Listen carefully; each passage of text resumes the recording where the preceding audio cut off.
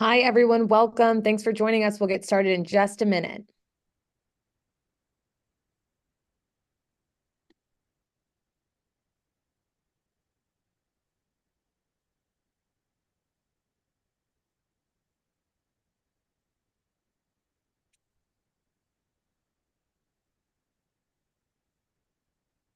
Awesome. Thanks all for joining.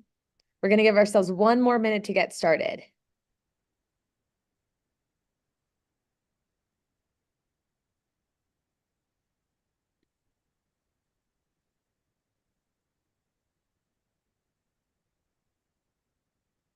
Awesome. So I think we'll go ahead and get the conversation started. We're still waiting for one of our panelists who's a state senator, and he's has a ton of votes today. So we're hoping he joins us shortly, but looking forward to the conversation.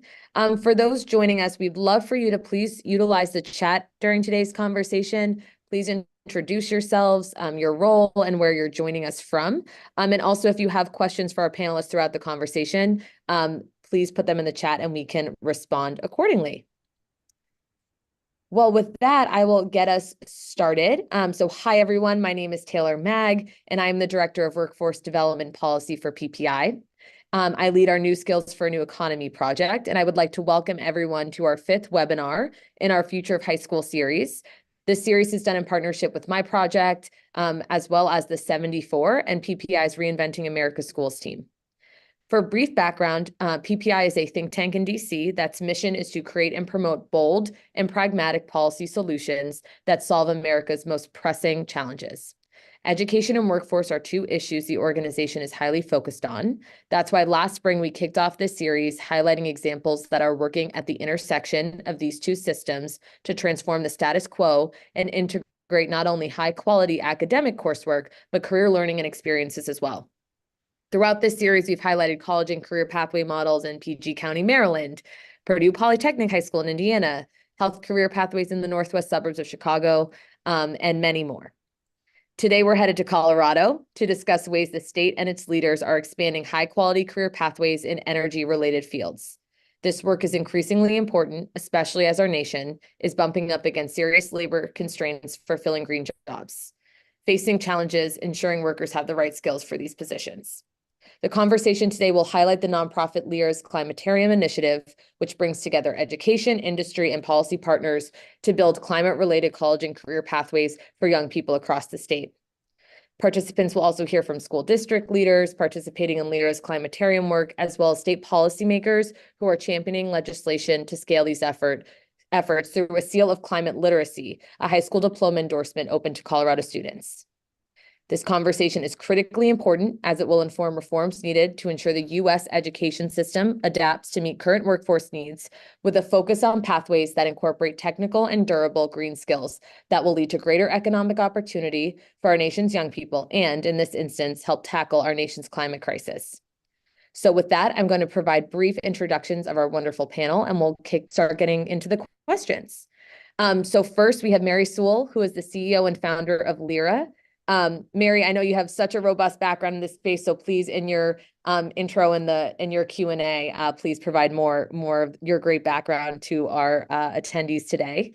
And we have Dr. Karen Chesser, who is the superintendent of Durango School District. Karen, thank you so much for joining us. And similarly, please feel free to share more about your background and your answers. We also have Senator Chris Hansen joining us, who represents Colorado's District 31, which is Denver County. And he unfortunately is not joined yet because, again, he is votes, but should be on shortly to answer some questions about some of the legislation he's championing in the legislature. So with that, Mary, I'm going to pass it to you to kick us off and to further set the stage on today's topic. Do you mind outlining some of the climate realities facing Colorado right now and speak more to the work of your organization, Lyra? What's the mission? What are some initiatives you're running? And narrowing in, can you really speak to your Climatarium initiative and how this work is helping to not only solve some of the climate challenges you're going to talk about, but also how it's helping to transform education and also support regional economic development work?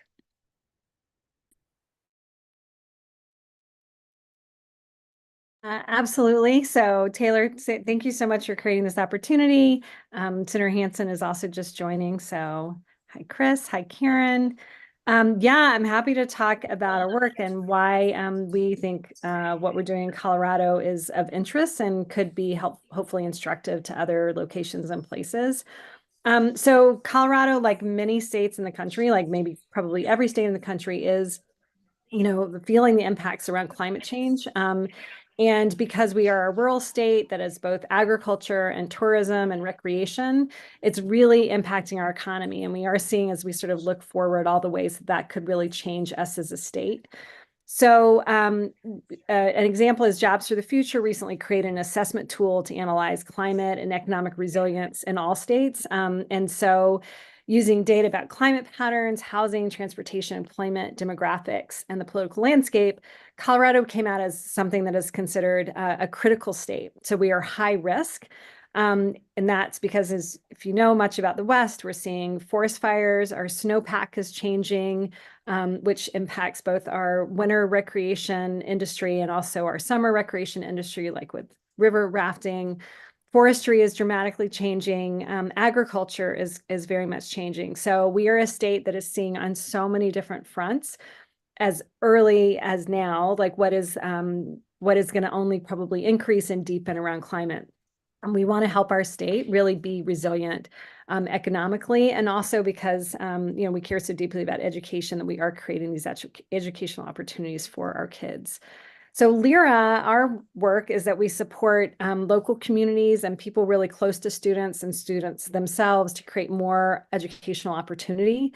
So we work with students and schools, school districts, and funders that are interested in accelerating their work beyond grant making. And we help students to build these proof points of innovation and then help them become sustainable through governance, fundraising, policy, legal, communication, and advocacy. And so when we look at climate, we have created this network or this initiative called Climatarium. And so we're working specifically with rural communities to support their locally built and created approaches to building college and career pathways related to the impacts of climate change. And so, as I said before, we know agriculture is changing, we know forestry is changing, energy is changing, construction trades are changing, the tourism industry is changing. All of these industries need to adapt, and Lyra and the work we do is trying to support that adaptation and that resilience so that kids can stay in these rural communities. And we also it's really important to us that these conversations are often not political. And we work in both very conservative and progressive communities. And because we are talking about opportunity for kids, it often gets through the political pieces and really creates a vibrant, interesting way to approach these issues, which we also care deeply about. Thanks, Mary. And Senator Hansen, thank you so much for joining us. I know you have to go to a vote soon, so I'm actually going to pass it to you next, if that's okay. I know Mary just kind of set the stage more for why this work's so important and some of the state efforts she's working on. Do you mind if you can speak more about your efforts in the legislature in Colorado, some recent activity that you've pushed for, including the climate literacy seal, that can help really incentivize these efforts across the state? And Senator, adding another question to your question, just in case you do have to leave us, can you also speak to navigating the political environment right now and how you are working across the aisle to really build buy-in and awareness of the importance of these types of pathways for young people?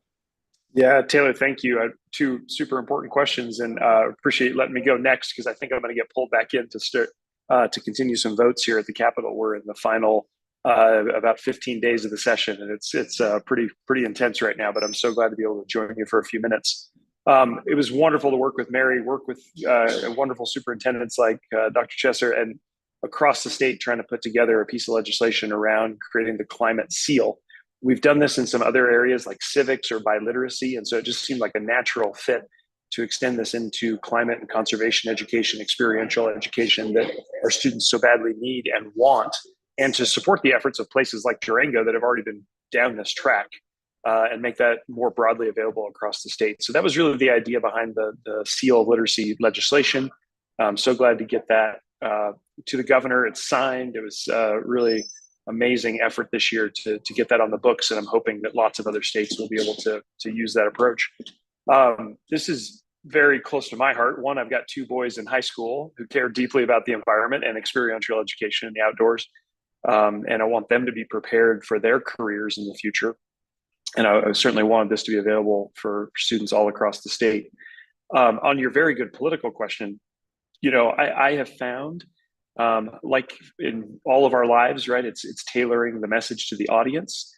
If I'm talking to my Democrat colleagues, I can talk very clearly about reducing carbon emissions and climate change and all of the civil S of the left. But if I'm talking to a more conservative colleague, I may need to change that up and really talk about conservation and workforce development and the tourism economy, right? All the things that make the Western Colorado in particular really vibrant and have vibrant economies. Those are things that are very bipartisan. So I think that's really how we tried to approach this bill. This was not a partisan effort. This was about helping our students get ready for the future.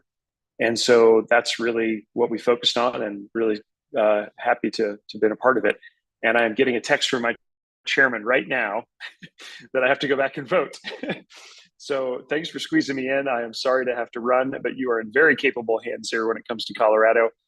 Two of my favorites on the line with you today. And thanks for squeezing me in. Appreciate it.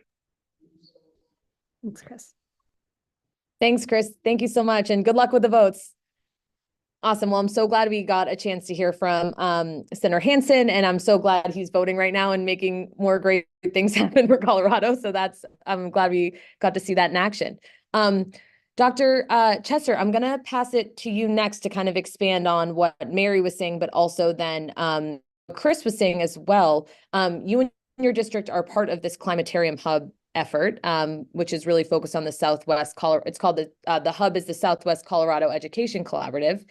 Can you speak to your role in this partnership? What are you focusing on in your rural collaborative, and how has it helped to push the region forward in developing career pathways for young people and simultaneously addressing some of the workforce needs of your region? Yeah, absolutely. I'd be happy to. So first of all, I'm Karen Chesser. I am ending my third year as superintendent of the Durango School District, but I just signed on for 4 more and was previously a superintendent in the Kentucky, greater Cincinnati area. And I think, that gives me a unique perspective coming to another part of the United States and seeing that no matter where we are in the country, a changing climate, understanding environmental education, science, climate literacy is important to all of us, for different reasons. We are in Southwest Colorado, Durango, Four Corners, where we have beautiful waters, great ski resorts, amazing trees, but we also know that our entire way of life is impacted by how we take care of our planet. And our students are critically interested in that. And I'm happy to talk about the SEAL later and what our kids are doing. But one of the things we know is that we have got to have workers. We have to grow a workforce in this field of climate literacy, environmental science, natural resources, especially sort of in our neck of the woods here in Southwest Colorado, or Colorado in general. And so the Southwest Colorado Education Collaborative was created a little over 3 years ago. We received some federal and state grants, RISE grant, rural co-action grants. And these grants have brought our 9 school districts together in 4 different counties, all working towards the same vision. And that is that we're going to make sure our students have numerous experiential options, work-based learning experiences, concurrent enrollment or dual credit experiences, so that there's a seamless pipeline for them to go into green jobs. That's in the area of environmental science. We're also focusing on some other areas such as building trades, health science, hospitality, education. But for the environmental science pathway, we are so fortunate that Lyra has been working with us and supporting us in a partnership specifically with Fort Lewis College. Fort Lewis College is a Native American serving institution. I mean, are serving all students, but they do give free tuition to Native American students, so one of the most diverse populations and successfully graduating students in the country. And so the Environmental Climate Institute, ECI, was developed at Fort Lewis College, and we have very articulated pathways for our students in high school and even in middle school to start thinking about a career in natural resources, environmental science, river science, for example. And so that takes the place of everything from summer camps that are just continuing to fill up. Our kids are so excited about that, to job shadowing, to, again, actually having college classes in high school. And so we're already seeing that this is making an impact on not only students going into those careers, but even if they're in a different career, we call it sustainabilizing that career. So looking at having a sustainability attitude, and no matter what career they're in. So yeah, and I didn't say that, I do chair the collaborative. So we have all of our superintendents are on board, no matter the size of the district, our higher ed institutions and our industries. So anyway, that's a little bit about what the collaborative's doing and the great work of Lyra and the Climatarium. That's super helpful, Karen. And Mary and Karen, I'm actually going to ask you both a question before I move into the other ones that we prepped, just because I know Senator Hansen had to go. Can you speak a little bit more, because we got a question on this in the chat, on what does the seal look like, and and what is part of this climate endorsement? Karen, you kind of started to talk about a lot of that and what goes into the pathways that you're developing, but what would that mean for students who get that seal upon graduating high school? Yeah, so our students are so excited and glad this passed, and they are committed to being, we hope there are others, but they will definitely be the first group that gets this. Graduation is just in about 3 or 4 weeks. We have 2 different high schools, Durango High School and a Big Picture High School. And those students are already on track to receive this seal. We have green teams at all of our schools in Durango. Our focus as a district has strongly been on sustainability. We have a sustainability committee that meets every 2 months for the last 3 years. We're doing a ton of energy performance plans. We have a soil outdoor inspiration lab. Happy to talk about that. But one of the things that came out of the sustainability committee were these green teams. And the green teams at every school have been very active in advocating for climate literacy, making a difference in conservation, making a difference in how we're composting, or honestly, how we're using our composted, what would typically be composted, how are we feeding animals, all kinds of strategies to really reduce waste. And our Durango High School Green Team now has about 80 members. And they have been, for the last 2 years, strongly committed to making an impact. In fact, I think it was 18 of the students actually went up to Denver, which, by the way, is 7.5 hours from Durango, in order to testify for this. They felt so strongly about it. We have, I think, you may have seen in the news that this generation of students, sometimes they're called the honey badgers. And we remember that 2010 viral video or meme about the honey badger that's not going to take no and is going to go after what it wants. And our kids today are like that. I really feel like they want to make an impact. They will persevere. They have grit. And sometimes they think, hey, you adults, you kind of messed up some things for us, especially when they think back, we even had a pandemic. And they're like, we're going to be the ones that fix this. And we are capitalizing on that and their energy and their work. And so with this seal, what that's going to do, it's going to be a recognition for our students as they graduate. As important as some of the other seals you talked about, maybe as important as being an AP scholar or wearing a certain cord. We want to make it at that level so that students are being recognized for the work. And not only that they're being recognized, they also will be able to carry that on to possibly a job application in the future, maybe an internship or work-based learning experience, or maybe on those college applications, so that they can truly have a strong pathway into those green jobs. And so they will get this seal. Our students right now are submitting information to show that they qualify for this. And I know Mary will talk a little bit more about it, but we have to make sure they've taken some coursework that aligns to climate literacy. And then they have to do an experiential project. And this has to be a pretty extensive project. So actually our green team students are the ones who created the submission form and the criteria to determine, what does it take to get credit for that project. They currently are including, descriptions, but also really looking at the impact of the project and a reflection. And who did they collaborate with to make this happen? And then how are they going to ensure there's a long-term impact? And how will it fit with their goals of the future? And so when our students are able to provide proof or evidence of this, reward them and recognize them. I mean, those are the many of the skills that we think are pretty important for the future. Thanks, Karen. That was so wonderful. Mary, pass to you. Anything to add? Well, I mean, not much, because I think Karen really illuminated this whole concept around the seal. So just some things to really just to augment what she said. It is a very accessible high school diploma endorsement, and that was by design. This is not just meant for your AP student, your college-bound student. This really is meant for any high school student, and we actually have some in middle school already thinking about this, that are trying to understand how the changes around climate, what it means to them and what it could do for their future, whether they go to college or they go right into a career.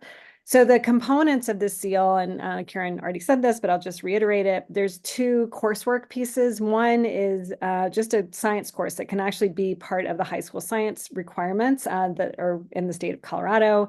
The second is a second course that has climate literacy standards embedded in it. And that could be another science course. It could also be a social studies course or a political science course. It could be art. It's very expansive because, again, the seal wants to connect with students where they are. And then what Karen described so well, and that I think Durango is really leading on, is this experiential learning project-based component. And the reason that's in there, and it's very expansive in the legislation, like all the different ways that a student can achieve that project. It could be, as Karen said, an internship. It could be an apprenticeship. It could be a capstone. It could be a project that's on their own ranch or in a river near their home. It doesn't have to be enormous. It just has to be something that's connected to their community and something that they can then speak out on. So those are the only two elements of what is required from the projects. And that's important for two reasons. One is that we know with students and kids and youth today, the anxiety they have around climate and what's happening to the climate is it's a mental health crisis. And so what the seal does by creating that makes it close to home so you can see and actually understand you can impact what's happening. And it also is having other people listen to you. And we know for youth, for them to be heard and listened to in this moment, because they are going to be guiding us and they are going to be the leaders around this issue, are so important.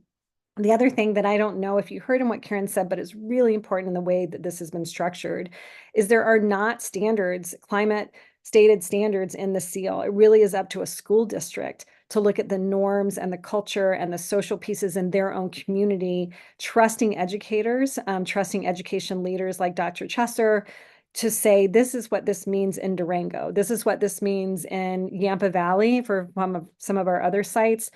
We can define what this means. We know what resonates most with our youth, and let us have the agency to do this on our own. And so I think that's two of the innovations that are actually part of this legislation. Mary and Karen, please, yeah, go ahead. Say, Taylor, if you don't mind, if I was going to just read something that the students wrote, if you don't mind.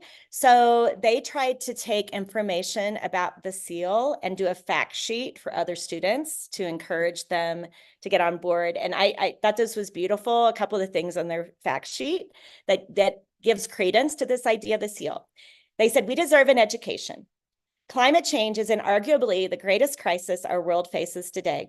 We will live in the future that climate change creates. We will live in energy efficient homes, drive electric cars, and survive erratic weather. We deserve to learn how to live in tomorrow's world. Still, that future is not predestined or unchangeable. We will decide it. Engaging in service projects related to the climate and being encouraged to do so by our state's government will allow us to create the future we want to live in. I just thought that said it all about why this was so important. Karen, thank you so much for sharing that. And, I think that actually summarizes 3 through points that you both talked about that I just want to elevate for the audience. Is the first is experiential learning. Mary, what you just said is that people can actually go learn and see themselves doing this work, not only in a formalized partnership with an employer that you're working with, but potentially in their backyard or on their ranch or in a river. And I just think that that is really critically important. The second piece that you all mentioned, and Karen, you just did, is the service element of this. I was in a conversation on a different sector of national security, but a lot of overlap. And it was the same thing of young people feeling like they need to see themselves in these jobs that are going to be so critical for our country's sustainability and advancement. And then lastly, I just think it's the state policy piece of it all, and the fact that there's a coalition around this work, so it can really be scaled and influence more young people. So I just want to thank you both for that, and I think it's really exciting and innovative. And in that same note, Mary, I want to pass it back to you to kind of speak to that scale piece before Karen going back to you and kind of hearing more from the student perspective. Mary, as a nonprofit, Lyra, you're working with all different regions across the state. You want this work to be scaled. You know that the seal is a potential way to do that. How do you see it helping to really see that advancement of this work? How could it also help in creating and sustaining some of these partnerships that are so critical to move this work forward? Do you see it incentivizing, work with districts and industry and community partners, or what's the generally role that you see it playing in this space? Great questions and things that we really think about because, we want, and it matters to have the impact with one student, one school, one district, but we do think that this really becomes powerful and most impactful when it's happening in a lot of places and there's a way to actually connect and interconnect students, especially around these projects and what they're doing. So, we started this with Durango. Like Karen's district is the very first district that this really started in. And Durango helped expand it to 4 other districts. So we're in that region. They are now, I think, 12, Karen, maybe 10 to 12 districts. We then sort of took this model that was happening in Southwest Colorado, and we then took it to other parts of the state. So it's now working with 20 different school districts, many higher ed partners, many industries, to really say, what does this mean? And even in one state, there are all of these different elements to it and the way people view this. And these industries are all very different, even though they're all rural. And so from that learning, we then said, how do we interconnect this? How do we actually create some shared vision around our state? And that really is the purpose of the seal. It's the policy piece that goes, beyond what one student is doing, and then really does help create this shared narrative and this shared work throughout our state of Colorado. And Senator Hansen mentioned some of this. There's been other interesting pieces in other state, but nothing exactly like this and like the Seal of Climate Literacy, and the fact that it does intersect with industry and jobs and green jobs and jobs of the future and all of those different pieces. And so we've had other states that are really interested in seeing if this could be replicated. And so we've had outreach from 18 states that would like to see some version of this. And so, our goal is to help partners in these other places learn from Colorado. We see Colorado as a proof point. And even though any state sees a state that's like, this is so different than us, our rural communities do have a lot of commonality, no matter what state we're in. And there's a commonality around values and connection to land, connection to the environment that those of us that are in urban areas care about, but their daily life is impacted by extreme weather events. It's impacted by fire. It's impacted by shifts in the energy economy. And so while the issues may be different and the economies may be different, I think those values and those connections are very similar. And we want to kind of elevate what we've done here in Colorado because we think there is applications in other places. Our view at Lyra is that we're here to help, and we're actually looking and talking to multiple other states around expanding. We know that would take, I think this gets to your partnership question, Taylor. We know that would then take really deep partners who have much relationships that are very place-based oriented, the way we are here in Colorado, to say and guide and like, can we create this and do this in other places? And so we're interested in kind of elevating that story. That's why we're so grateful to PPI and 74 for today and helping us do this, because we want more kids to have this opportunity. And we also have partners that are doing work in other states. And we think that we can sort of working with them, expand the concept of the seal, expand the work that's around green jobs, green skills, student leadership, and these rural collaboratives. We have partners that are working on that even more deeply than we are. And we just are trying to bring it all together in something that we think is incredibly impactful and transformational for kids. Thank you, Mary, so much. And, you know, something you both have said, again, this idea of local and making sure that policy is really incentivizing quality and strong outcomes, but also really allowing districts, regional leaders to tailor programs that most meet their needs.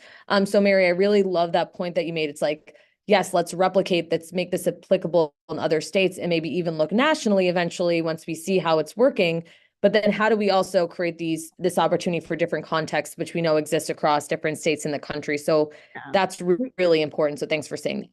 For sure. And we think we don't have a model, we have an approach, and we have different tools that we use, but we think it is about creating that local context, and that has to just be entrusted to people in communities to define what that means and what that means to them. And that's how this really moves forward. And I think I said this earlier, or Senator Hansen said it, but this has become shockingly apolitical when we're talking about the future of youth, when we're talking about economic resilience. That is much less politically divisive, and why I think we've been actually able to really like advance very powerful conversations around climate in many communities that have not been able to have these conversations before.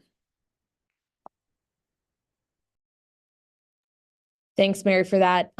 Karen, I'm going to pass to you next, because I think, Mary, you did such a great job of talking about kind of the state level work. And we're going to come back local again a little bit. You know, Karen, you just mentioned student stories and experiences and how important this work is even to the students that you're serving in Durango. Can you talk more about not only how the seal will impact your students, but also how it will impact the community? And also feel free to weigh in too on this partnership piece, because I know you mentioned you're really at the head of this work for your area. And how has that been working with other partners like industry and higher education? And how have you been able to maintain those partnerships to really create these pathways programs? Okay, great. Well, okay, there's a lot of questions in that one. So I'll start with I know I give a lot to you. I'm sorry. That's all right. So first of all, I think, how does it impact our community? Well, when the students are engaged in projects, they're not just doing it to do a project. I mean, their whole goal is to make an impact and to make a difference. So whether it be just a couple of examples, you know, again, some students in the green team, and now I think they're calling it Climate Good Trouble or something. They have a network, you know, it's the green team, it's the women's leadership group. Now we've got several different groups working together to work on the kinds of projects that would be recognized in the seal.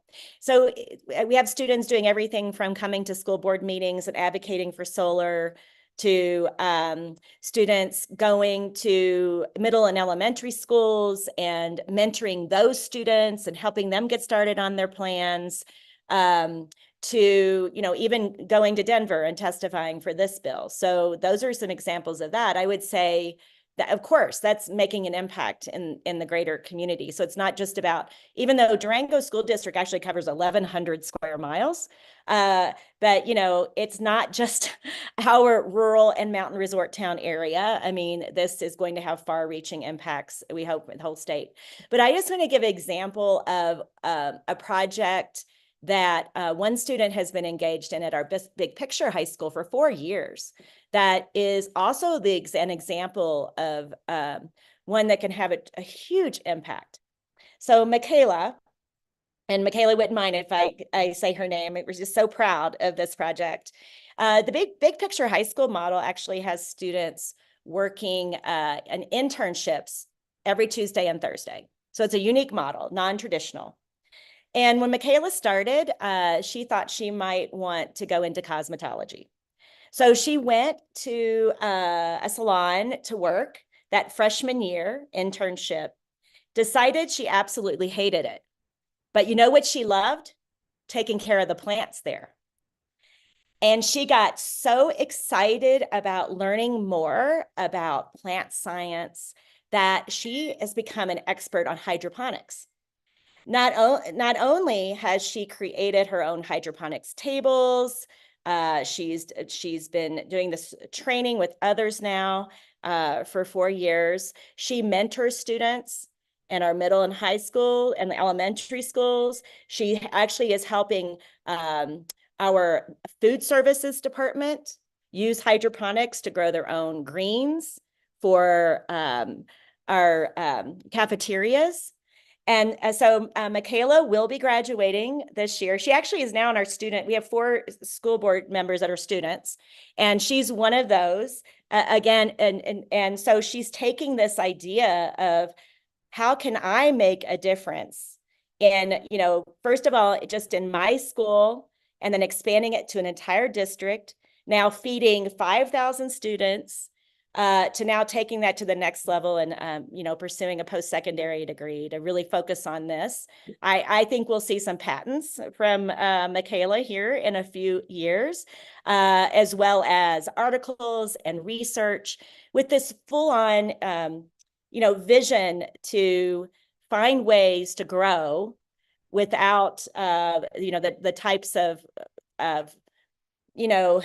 byproducts that could happen when you're trying to grow. So small spaces, places where you typically can't grow food, helping students, young children understand the impact of food and food production. And then she's also been working with, we have a new program called this Soil Lab. It's Sustainability Outdoor Inspiration Lab, which could be a whole session. So I'm not going to go too much into that. But it's also this amazing garden and compost stations and grow domes. And Michaela has been a huge instrumental part of that. So those are just some examples of the kind of community impact kids can have. And we're doing that also, through the collaborative. We are all of our school districts and superintendents and higher ed partners and industry partners are working diligently to share ideas, not to create overlaps, to make sure all of our students have opportunity access. I know I'll just quickly answer the question that was in the Q&A about work-based learning. So one of the things that we're doing as a region, again, we have limited resources, and we all can't be going to the same industry people and saying, hey, well, you'll do an internship and that kind of thing. So as a region, we have created an online platform, work-based learning platform. We call it Career Launch Southwest. We worked with a developer. We had an anonymous donor that helped us with this. And so now all of our industries can input into this system all the types of work-based learning opportunities they are able to offer, whether it's job shadows, virtual tours, co-ops, or full-on apprenticeships or internships. Maybe it's a guest speaker. And they put that in the system. And then all of our students across our entire region then have access to those, so that then it doesn't matter if you're even in the most rural part of our state or up a mountain pass. I'm in Silverton today. You can see the beautiful mountains back here. It could be winter. You can't get up here. The passes are closed. So it doesn't matter. Everyone has opportunity and access. And so that's been, that's a great example of everyone working together, everybody being regional stewards, and you can make so much more happen when you do that. Karen, I want to pick up on something you said, and so exciting about your Career Launch Southwest. One of the things I think about as we think about talent development and employers are slamming their heads against the wall saying we need talent now is a lot of these jobs that are coming, people don't even know about, or students don't see themselves in. So I love this idea that you all have created this online tool to really help young people navigate, but also help employers better communicate these opportunities down to the next generation. Because I do think we can talk about skill and skill development a lot, which is critically important. And also we know like academic learning and tying that together, but we have to make sure people even know that these opportunities are available to them. So I think that's a missing piece of the policy discussion often. So I appreciate you raising that because I think it's really important. Mary, I did just want to pass to you. I know, I know you're working with other hubs across the state. So before we move to our next question, I did just want to see if you wanted to lift up any kind of regional stories or student stories that you've heard from your other partners. Yeah, absolutely. It's hard to pick because they're all so different and unique. One thing that's really interesting is in Leadville, like we call it a hub, but really it's a student-led, student-generated effort and work. It's just a single district, and it's been students that originally participated in something that was through Fort Lewis College, which is in Durango. Karen mentioned them earlier, called the Environment and Climate Institute, as middle schoolers. And then they sort of came out of their community, drove, I don't know, Karen, how far Leadville is from Durango, but it's 3.5 hours, maybe. Probably 5. 5. Okay. I drive very fast, so I don't know. Maybe it's too fast for me. But they have then progressed from starting as middle schoolers and moving all the way now to, sorry, I don't know if I froze for a second, but starting in middle school. And then they ended up being some of the students that testified for the Seal of Climate Literacy. So their entire most of their middle and entire high school career, they have been involved in climate work. They have been involved in looking. And so that was one hub. We have an amazing hub in Yampa Valley that's multiple school districts there and 2 higher ed partners. It's a big region of the state, and they are focusing on many different pieces. One of the communities in that partnership and collaborative is really dealing with energy transitions. 2 others are really looking at agriculture and this shift to regenerative agriculture. We had incredible students from South Routt County come and speak, and it was a very different experience than some of our students from even Durango. And they talked about this connection to land, this connection as ranching kids and wanting to stay on their ranches. And it was really powerful in their testimony, all the way to Steamboat Springs, which people that are skiers, even if you're not in the state of Colorado, know this is the tourism industry and the ski industry is key to them. And so all of those very different communities come together in a collaborative that Southwest Colorado started. They've adopted that framework and they're doing it there. And they come because water is affecting all of them. So that is affecting ranching and that is affecting the ski industry. Energy and sort of what does it mean and look like. And I think what maybe some people know, but not everyone, is that the coal mining industry is a very values driven. It's created incredible economic opportunities for people in this community. And so as these energies transition, how do we make sure there's not only jobs, but quality jobs? And how do you actually ensure that there's a middle class lifestyle that coal mining has really provided for people? We have to be thinking not only about a replacement, but really how do we ensure that same quality standpoint? So the Yampa Valley Partnership has looked at that. We have a Western Slope partnership that is looking at outdoor recreation, as is actually Durango. So there's crossover, there's differences.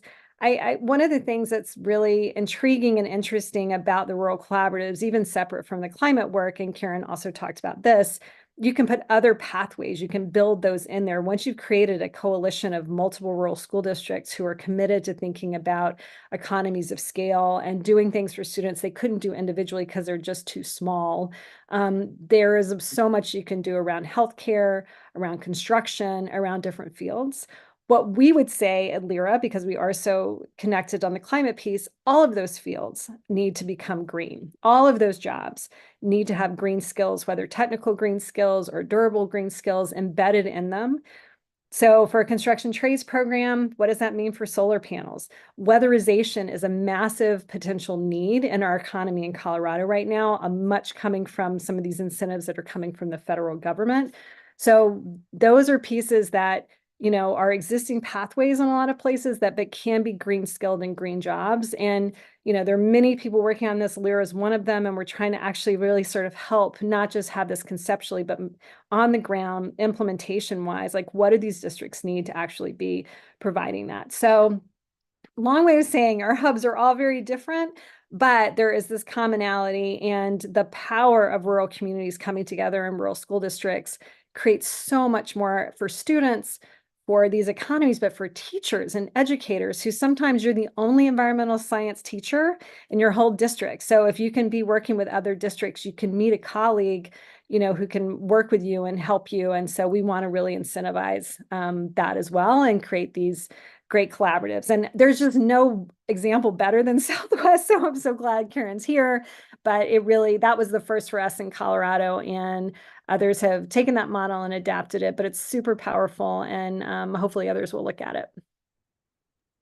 Thanks, Mary. And, one thing I wanted to say when you were talking about some of the industry pieces and some of the industry transitions, I think something that we talked about in prep calls and our conversations is that, yes, this is the right thing for our society. It's the right thing for our environment. It's the right thing for our young people. But also as we think about industry and how a lot of these industry leaders are going to be transitioning into a greener job or a greener skill set for their workers, or something like coal, where there has been decline because of other innovations in the space. But how do you ensure that, one, I know that's a little tangential to this conversation, reskill current workers to be prepared for those jobs, but also then how do you prepare younger talent for these opportunities? And how is that a regional economic development strategy as employers look at these different rural regions, look at supporting them, look at coming there? What can be really attractive to that? So I know it's not just about obviously the industry implications, but I think that's a really good point, Mary, you made, is like how these sectors are transitioning and what that means too for rural economic development, and who might come to your area and who might no longer be there. And how does also educating the community really drive industry partnerships and kind of growth in that area. So I think that's a really important piece of this work that you all are doing. For sure. And I think so often, when you look at jobs data and jobs report and where are the current jobs, sometimes it doesn't look down the road enough. And I think one of the opportunities as we think about green jobs and green skills, we really need to be questioning, like, what is this economy going to look like 10 years from now? What's it going to look like 5 years from now? Like, we're not talking about very long. And so this is relevant. And, I live in Denver, I do a lot of work in rural communities. My heart is there. But, rural communities are really, we can't underline this enough. Like, this is happening right now. Like, Durango looks different than it did 10 years ago now. And this isn't in the future. And so the relevancy, the necessity, the urgency really is in rural more than anywhere. When we did something like the SEAL, the great thing is it's statewide, and we have so many students in Denver that we know are going to access this. With Jefferson County, our more urban districts, this is a great benefit to these students as well. What I think is so I don't know, for me, it's very energizing and heartwarming even, is that the students that we had come testify about this, these are kids in rural communities. I mean, the students that came from Durango and spoke to it, the students from South Routt County, we had kids coming from charters that are really focused on agriculture. Like, these were not always the students that you think would show up in this moment to testify on this. And we had one other little piece I'll say, the hubs, each of them have created their own name, and the adults have created their own language. So they don't use climate. Like, talked about Yampa Valley, it's the Yampa Valley Partnership for Student Stewardship and Sustainability. They didn't use the word climate. And what is really interesting to me is we want to support that. We want to support that local ownership and that language development and how that's built. The Seal of Climate Literacy, intentionally, the word climate was put in there because this is communicating directly to youth who, whether they're more liberal or conservative or moderate, are much more comfortable talking about climate. They don't see this as political. And this is climate literacy. Like, this is not, it's not a political movement. It's really about, how do I stay in my community? And the rural students and educators that came to speak on behalf of this show this is a statewide issue and this is not just a liberal progressive issue. So just wanted to kind of highlight the importance that they've played in making this bipartisan. This came out of the House Education Committee, voted on a bipartisan level. And I just don't think you see that around climate issues in a lot of states. You do not. And that's why we're talking about it today, because I think it is really powerful. Dr. Chess, before I move to the next question, did want to see if you had anything to add on to that, because I know we asked a few additional questions in there. No, I think she said it perfectly. Mary did. You know, our employers now, it's hard. I'm hard pressed to think of an industry that isn't concerned about climate, that isn't concerned about sustainability. It doesn't have some green skill aspect of their job, whether it's in manufacturing. Right now, we have a company, Timber Age, that is manufacturing wood and manufacturing homes with a clear focus on how do we do this in the most sustainable way possible. I mean, just every industry has something like that, whether it's, the airline industry or whether it's our farmers and ranchers, manufacturing. And so forestry, of course, is really important in our area. So these are definitely skills that every student really is going to need, every adult, every person. Well, you both are so impressive, and the work that you're doing is so impressive. And I'm so glad we had the chance to talk about it today. Because it's really not happening in enough places. And if it is, I think Mary and Karen, such good points where it's led by one group and it's not really this collective effort that you're seeing in Colorado and in these regions we've highlighted today. But what I want to ask you both is our last really official question. How can we continue to build awareness of this work you're doing? How can we replicate these efforts and other pathway initiatives in other places? And how do you believe we can see real scale so more young Americans have access to high quality career learning and experiences in the energy sector and other sectors being impacted by the climate conversation we're having today? So I'd love to hear more of just maybe some of your policy asks or wants for the future to really make this a reality in more places. Yeah, I mean, Karen will have like national ideas too. Like, so these are just mine. I think there's a few different ways. One, in Colorado, this very intentionally started again in these small communities and built itself up to policy. I often think we think first policy and then we hope, cross our fingers, that this will actually have applications on the ground. And it just honestly doesn't always happen that way, and often doesn't happen that way, because we don't have the voices of people that are then feel ownership over this and can really communicate about it in a practical, how does this impact my daily life kind of way. And so I think that's one lesson to take. I do think other states can pass this policy and the seal of climate literacy, and LIRA is happy to help. I think there are partners that could already do that. If we can advise on that, we will more than happy to sort of be a partner. And then you could kind of backwards map to, I think, communities. So I think there's different ways to do it. We took this local to policy approach, but I think other states can also point to the work that's happened here in Colorado to also create that resonance.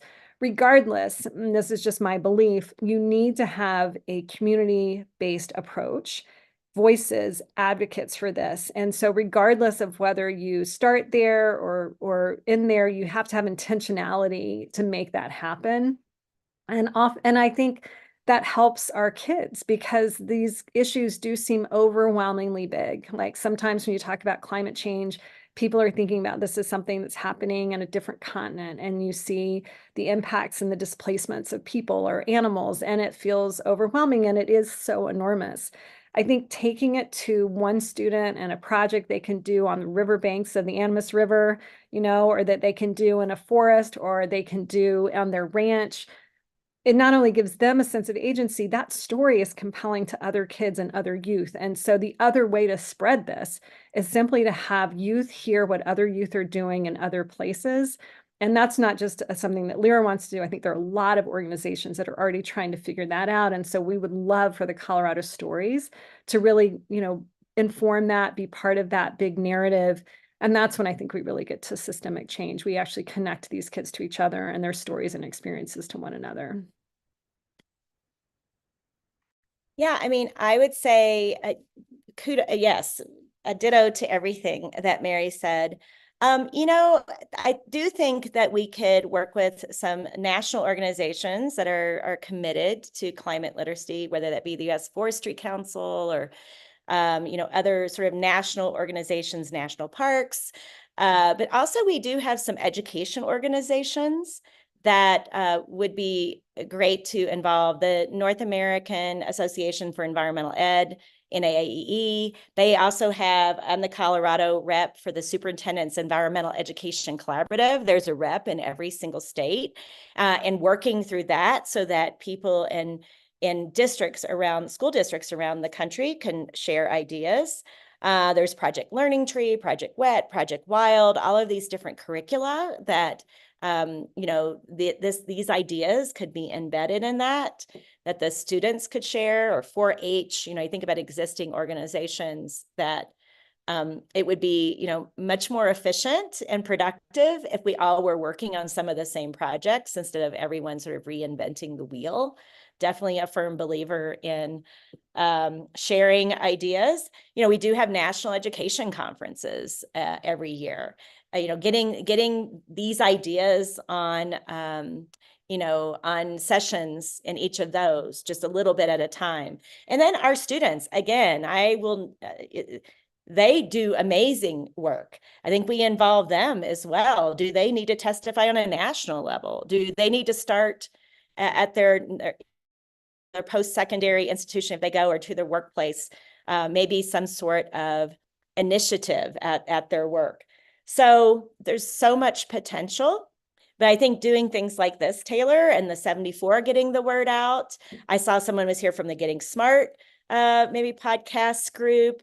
Just the more we can get the word out. And I want to invite everyone to come to Durango and see some of the work yourself. And we can, you know, do that, share across the country and see what's happening.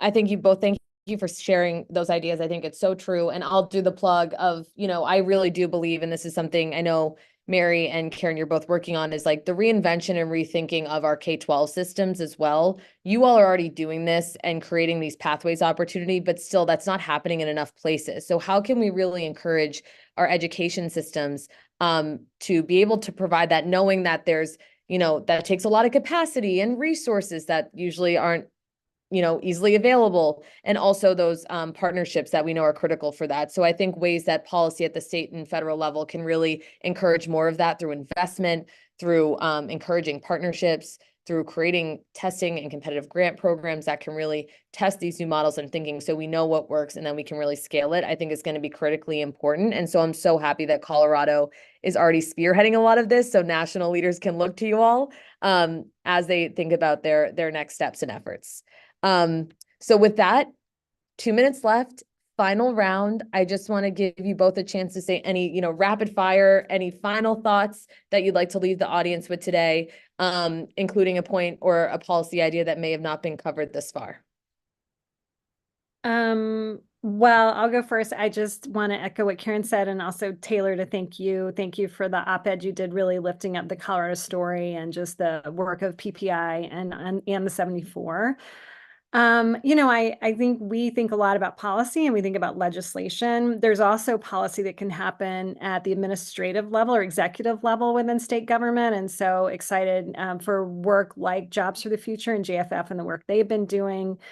We have been sort of thinking like, what could a shared definition be around green jobs and green skills, and how do we come together on that so that there's this common language? And so we want to have this very local piece, but we do need to have some of these steps so that we can access some of these opportunities and grant opportunities that are coming through the federal government right now around things like weatherization and others. So yeah, don't just think about policy with a big P, but think about policy with a lowercase p.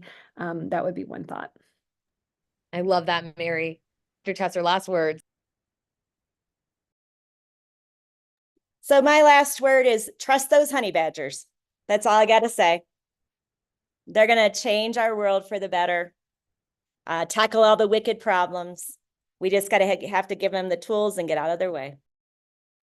Well, I think that is the best way to end today's conversation. And I just want to thank you both for not only providing your expertise and insights for this past hour, but also leaving me feeling very positive about our future and very positive about our next generation. So I am looking forward to everything that you're doing to educate and help them have increased economic opportunity while also helping our wonderful country and climate. Thank you both again so much, and thank you all for joining us today. Thank you. Thanks, everyone. Thank you.